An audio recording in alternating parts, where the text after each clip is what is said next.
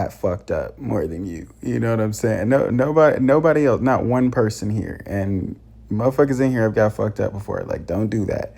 Please do not fucking do that. So,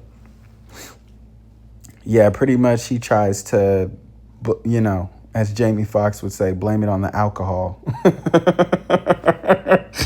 like as if this nigga just doesn't remember what happened last night. But cool. It really doesn't matter. They play some stupid game where they're asking about facts, and if they get it wrong, then they throw pies in motherfuckers' faces. Then after that, Naomi and Jess are going on a shopping trip, which was virtually pointless because they literally didn't pick shit up except for sausages and nuts. Freaky frogs, freaky frogs. Excuse me. So at the end of their little shopping trip, they sit down with one another and pretty much just call each other sluts for like 5 minutes. You're a slut. No, you're a slut. You're no better than me. No, you're a slut. You're a slut. And they're just built like, two things can be true.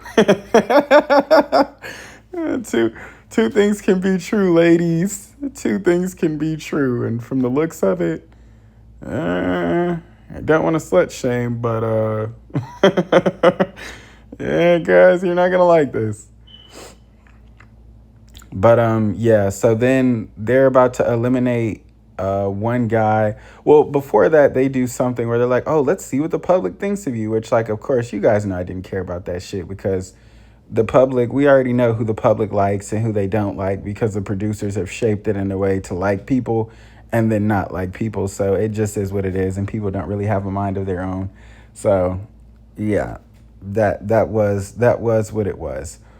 In the end, and it's so funny because Hannah goes and she's like, all the whole time Naomi's been here, she's been like, oh, Naomi's a slut, she's a slut, what, a skank, a slut. And it's like, you and John were literally fucking in front of everyone. And and like I said, I hate to slut shame.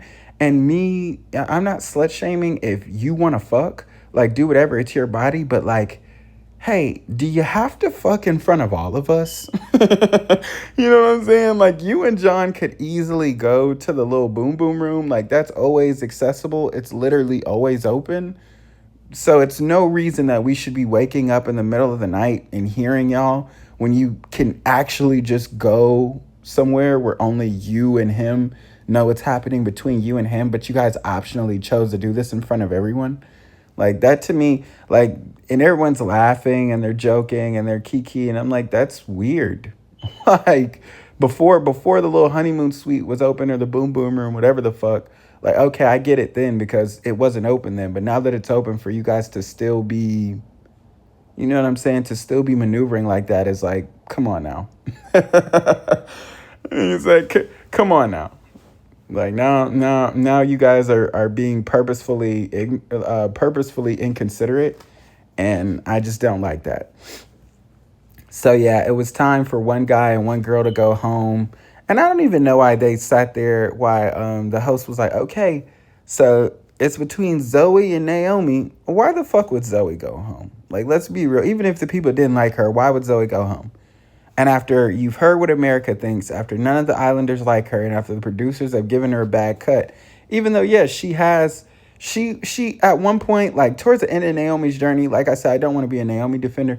Towards the end of her journey, she was back and forth and she was wishy-washy between Max and Josh.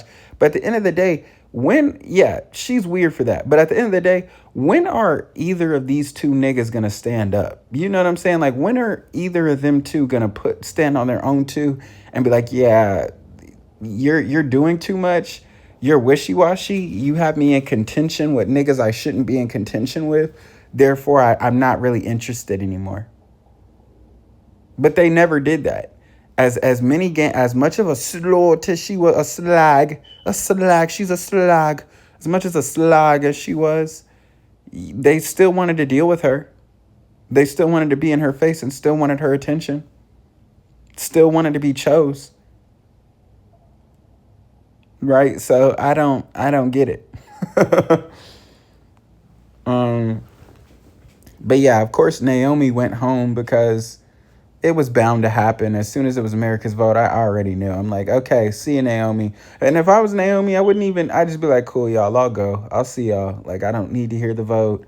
I don't need to know if it's up to America. Hell, if it was up to y'all, I know what it would be. But cool, I'm out of here.